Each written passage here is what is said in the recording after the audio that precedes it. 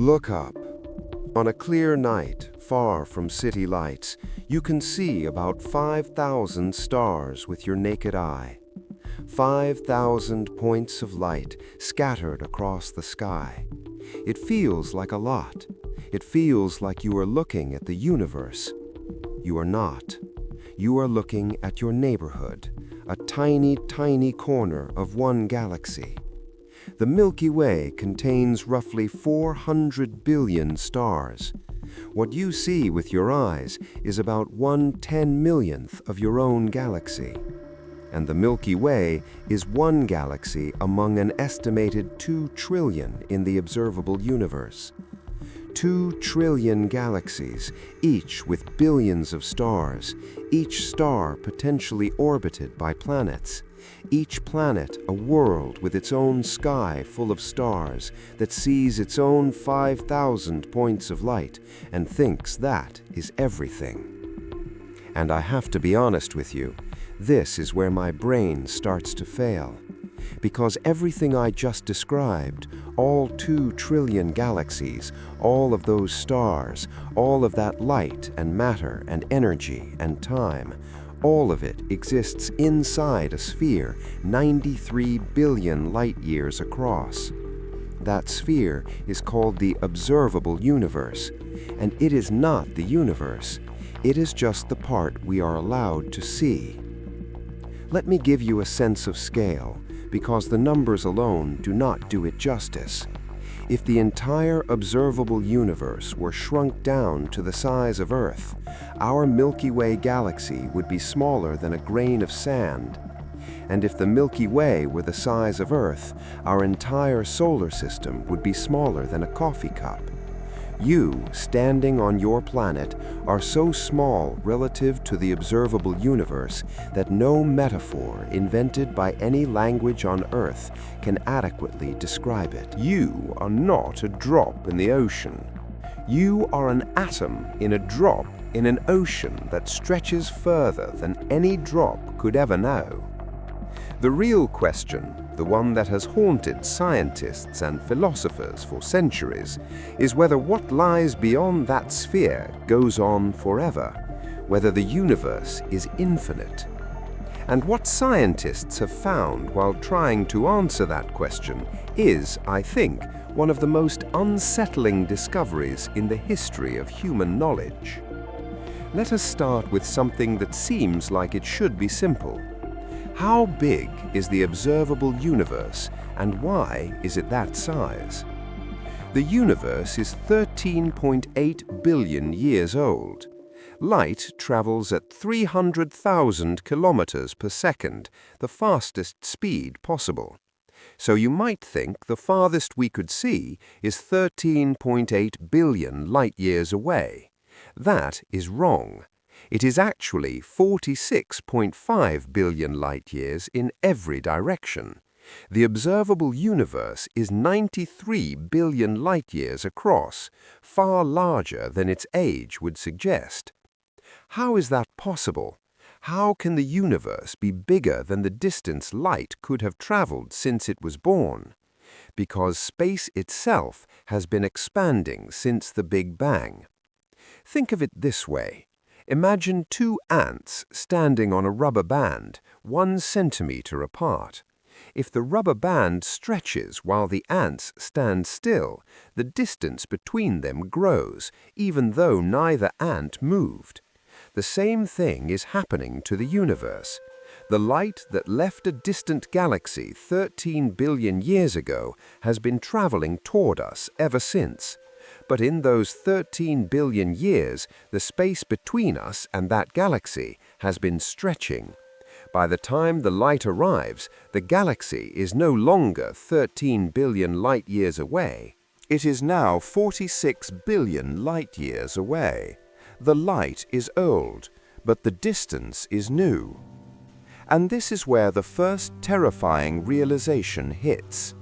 Space is not just expanding, it is expanding faster than the speed of light. Not because anything is moving faster than light, nothing can, but space itself is not a thing, it is the stage, and the stage can stretch as fast as it wants. There are galaxies out there right now that are moving away from us faster than their light can travel toward us. Their light will never ever reach Earth, not in 1 billion years, not in 1 trillion, not if we waited until every star in the universe burned out. Those galaxies exist. They are real. They are full of stars and probably planets and possibly life, and we will never know they are there. The universe is actively hiding parts of itself from us, and it is hiding more with every passing second. I find this personally disturbing, not frightening exactly, but deeply uncomfortable, because it means there is a hard, permanent limit on what we can ever know. Not a technological limit, not a limit we can overcome with better telescopes or faster ships, a limit built into the fabric of reality itself. The universe has drawn a line and said, beyond this, you do not get to look. So we cannot see the whole universe, we can only see our little sphere. But can we figure out from inside that sphere whether the whole thing is infinite or not? This is where it gets remarkable, because the answer is maybe, and the tool we use is the oldest light in the universe. 380,000 years after the Big Bang, the universe cooled enough for the first atoms to form. Before that moment, the universe was a blinding fog of plasma. Light could not travel more than a short distance before smashing into a free electron and scattering in a random direction. But when atoms formed, the electrons were captured. The fog cleared, and for the first time, light could travel freely across the cosmos. That first light is still traveling. It has been traveling for 13.8 billion years, and it is still arriving at Earth from every direction. We call it the cosmic microwave background, or CMB. It is the oldest photograph in existence, a baby picture of the universe, taken when it was 380,000 years old. Now, here is the key. The CMB is not perfectly smooth. It has tiny temperature variations, hot spots and cold spots, that correspond to slightly denser and slightly less dense regions of the early universe. Those variations are the seeds that eventually grew into galaxies, and the size of those spots tells us something extraordinary about the shape of space. If the universe were curved like the surface of a sphere, light rays would converge, and the spots in the CMB would appear larger than expected. If the universe were curved like a saddle, light rays would diverge, and the spots would appear smaller. But if the universe is flat, perfectly flat, like an infinite sheet of paper, the spots would appear exactly the size our equations predict. NASA's WMAP spacecraft measured this. Then the European Space Agency's Planck spacecraft measured it again with even greater precision. The result? Confirmed in the final Planck 2018 data release. The universe is flat. The curvature parameter is 0.0007 plus or minus 0.0019, essentially zero, as flat as we can measure. And this is the moment that changes everything, because in the simplest interpretation, a flat universe is an infinite universe. Let that land for a second. The most precise measurements humanity has ever made of the oldest light in existence tell us that the universe is flat to a precision of better than 1 part in 400, and a flat universe, in the simplest mathematical model, goes on forever. No edge, no boundary, no wall, just more space, more galaxies, more stars, more planets in every direction, without end. I want to pause here because I think this is the most profound measurement in the history of science, and almost nobody talks about it. We pointed a spacecraft at the sky, measured the size of hot and cold spots in radiation that has been traveling for almost 14 billion years, and from that measurement concluded that the universe is probably infinite. The audacity of that chain of reasoning is staggering, and the result, if true, is the most terrifying fact about reality that I have ever encountered. Because an infinite universe means something very specific and very strange. In a finite universe, there is a limited amount of matter and a limited number of ways that matter can be arranged. But in an infinite universe, there is an infinite amount of matter, and if the laws of physics are the same everywhere, which all evidence suggests they are, then every possible arrangement of matter that can exist must exist somewhere. Every possible arrangement. That means somewhere, impossibly far away, there is a planet identical to Earth, with continents in the same shapes, oceans the same depth, cities in the same locations. And on that planet, there is a version of you watching this exact video at this exact moment. Except in that version, you paused the video 3 seconds ago to get a glass of water. And in another version, you never clicked on it at all. And in yet another version, you made it, but your life took a slightly different path, and you are watching it in a language you do not currently speak. This is not science fiction. This is not philosophy. This is mathematics.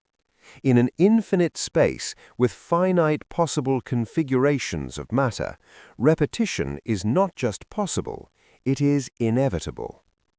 Physicists call this idea the cosmological horizon problem, or more casually, the concept of cosmic duplicates. Now I know what you might be thinking. This sounds insane, and I agree, it sounds completely, utterly insane.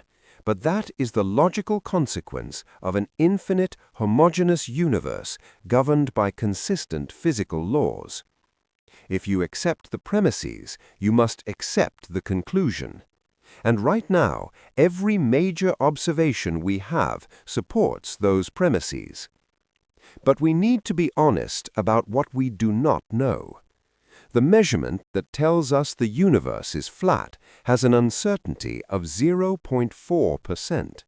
That sounds tiny, but 0.4% is the difference between a universe that is truly infinite and one that is merely enormous. If the universe has even a tiny positive curvature, too small for our instruments to detect, then it could be finite, closed, curved back on itself like the surface of a sphere. Still unimaginably vast, at least 250 times larger than the observable universe, but not infinite, not endless, just really, really big. And I think this is the most honest thing I can say about this question. The answer to whether the universe is infinite might be forever beyond our reach. Not because we are not smart enough, but because the information required to answer the question might lie permanently outside our observable sphere. We are trying to determine the shape of an ocean by studying a single drop of water. And the ocean might be so large that no measurement we can ever make, no matter how precise, will be enough to tell us whether it has shores. There is another possibility that makes things even stranger. What if the universe is flat but not infinite? What if it is flat but wraps around on itself like the surface of a torus? A torus is the shape of a donut. It is flat in the geometric sense, meaning triangles drawn on its surface still have angles that add up to 180 degrees. But it is finite. It has no edge, no boundary, but it has a limited volume. If you flew in a straight line long enough, you would eventually arrive back where you started. You would circumnavigate the universe. Scientists have actually looked for evidence of this. If the universe wraps around, then light from distant objects might reach us from multiple directions, creating repeated patterns in the CMB. Teams have searched for these patterns, circles in the sky, matching temperature signatures on opposite sides of the cosmos. As of the latest Planck analysis, no such patterns have been detected. If the universe is a torus, it must be so large that its wrapping is invisible within our observable sphere. And this is what I find most beautiful about this entire question. Both answers, infinite and finite, are equally mind-breaking. If the universe is infinite, then everything that can happen has happened, is happening, and will happen again an infinite number of times. Your life is not unique. It is one of an infinite number of identical copies playing out across an endless cosmos. But if the universe is finite, then reality has a shape, space has a topology. You could, in principle, travel in a straight line and arrive home. The universe would be like Earth, a closed surface with no edge but a limited area. And somewhere in that finite space, all of existence is contained. Every galaxy, every star, every atom, every thought that has ever been thought, all of it fitting inside a shape. I do not know which possibility disturbs me more.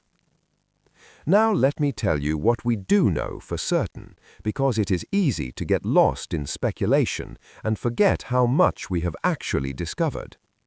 We know the observable universe contains roughly 2 trillion galaxies.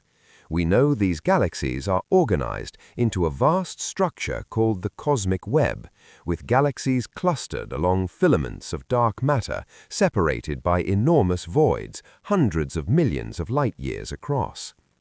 The largest known structure, the Hercules Corona Borealis Great Wall, stretches approximately 10 billion light-years. That's one structure, one wall of galaxies, larger than most people's concept of the universe itself. And it's just one feature in a web that fills the observable universe from edge to edge. If you could see the cosmic web from outside, it would look like a network of glowing threads, like a neural network or a biological organism. And I think that resemblance is not just poetic. The universe organizes itself into structures that echo the patterns we see in nature at every scale. The branching of rivers, the veins in a leaf, the neurons in your brain, the filaments of the cosmic web. Whether this means something profound or is simply a consequence of the mathematics of flow and connection, I honestly do not know. But it makes me feel that the universe is not random, it is patterned, and we are part of the pattern. We know that ordinary matter, the atoms that make up stars and planets and your body, accounts for only about 5% of the total energy content of the universe. 27% is dark matter, a substance that interacts with gravity but not with light, and whose true nature remains unknown despite decades of searching. We have never detected a dark matter particle directly. We know it exists only because galaxies rotate faster than they should, because galaxy clusters bend light more than their visible mass can explain, because the cosmic web wouldn't hold together without it. Dark matter is the skeleton of the universe, the scaffolding on which everything visible is draped, and we have no idea what it actually is. The remaining 68% is dark energy, a mysterious force that is accelerating the expansion of the universe and pushing galaxies apart at ever-increasing speeds. Dark energy was only discovered in 1998 when 2 teams of astronomers independently observed that distant supernovae were dimmer than expected, meaning the expansion of the universe was not slowing down as everyone had assumed, it was speeding up.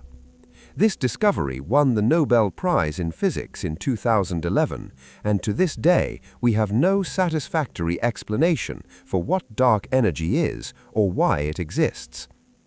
In other words, 95% of the universe is made of things we cannot see, cannot touch, and do not understand. And that's just within the observable universe. If the universe is infinite, there's infinitely more of it that we cannot observe either. I think about this sometimes late at night, and it gives me a feeling I cannot quite name. It is not fear, it is not sadness, it is something closer to vertigo. The sense that the ground beneath every certainty I have ever held is not solid. That reality is not the sturdy, comprehensible thing I was raised to believe it was. That instead, I am standing on a tiny rock, orbiting an ordinary star inside one galaxy among trillions, looking out at a sphere of light that may or may not be a tiny bubble in an infinite ocean. And the ocean does not care that I am looking.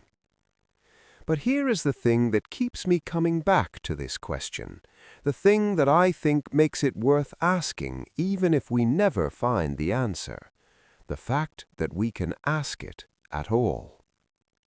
380,000 years after the Big Bang, the universe released its first light. 13.8 billion years later, a species of primate on a small rocky planet built a spacecraft, launched it to a point 1.5 million kilometers from Earth, pointed it at the sky, and measured the size of temperature fluctuations in that ancient light to a precision of millionths of a degree, and from those measurements deduced that the universe is flat, and from that flatness inferred that space might go on forever. A finite mind contemplating infinity, using the oldest light in existence as its evidence, that is either the most beautiful or the most absurd thing that has ever happened. Possibly both. We do not know if the universe is infinite. We may never know. The curvature measurement gets us close, but 0.4% uncertainty is the difference between everything and something, between a cosmos that stretches forever and one that merely seems to. Future missions, like the CMB Stage 4 experiment and the European Space Agency's Euclid telescope, will push the precision further. They will map dark energy's influence on cosmic expansion with unprecedented detail. They will search for the faintest signatures of cosmic topology. The DESI survey is already measuring baryon acoustic oscillations, the echo of sound waves from the early universe frozen into the distribution of galaxies, to test whether the expansion rate has changed over time. They will try to shrink that 0.4% closer to zero. But even if they succeed, even if they prove the universe is exactly, perfectly flat, that still will not prove infinity, because proving that something is infinite requires infinite evidence, and we are finite creatures with finite tools, peering out from a finite bubble, trying to make claims about something that may have no limits. Perhaps the most unsettling discovery is not whether the universe is infinite or finite. Perhaps it is that the universe is structured in such a way that we might never be able to tell the difference. That reality could be designed, if designed is even the right word, so that the answer to the biggest question we can ask is permanently, fundamentally beyond us. And I keep coming back to a thought that I cannot shake. Every civilization that has ever existed on any planet, around any star, in any galaxy, has looked up at its own sky and asked the same question: is there an end? And every single one of them has been trapped inside its own observable sphere, seeing its own 5,000 stars, measuring its own cosmic microwave background, calculating its own curvature parameter, and arriving at the same maddening answer: we are almost certain, but not quite. And yet, we keep asking. The sun will rise tomorrow. You will go about your day. You will buy groceries and answer emails and worry about things that feel very important and very urgent. And somewhere above you, in every direction, space will continue expanding. Light from distant galaxies will continue arriving and being replaced by light from galaxies even further away. And beyond the farthest night, beyond the cosmic microwave background, beyond the edge of everything we can see or measure or know, there will be more. More space, more galaxies, more stars, more worlds. Maybe forever. If this video changed how you think about the universe even a little, hit subscribe. We ask the questions that keep you up at night every single week. Next time, what was there before the Big Bang? And does that question even make sense? See you there.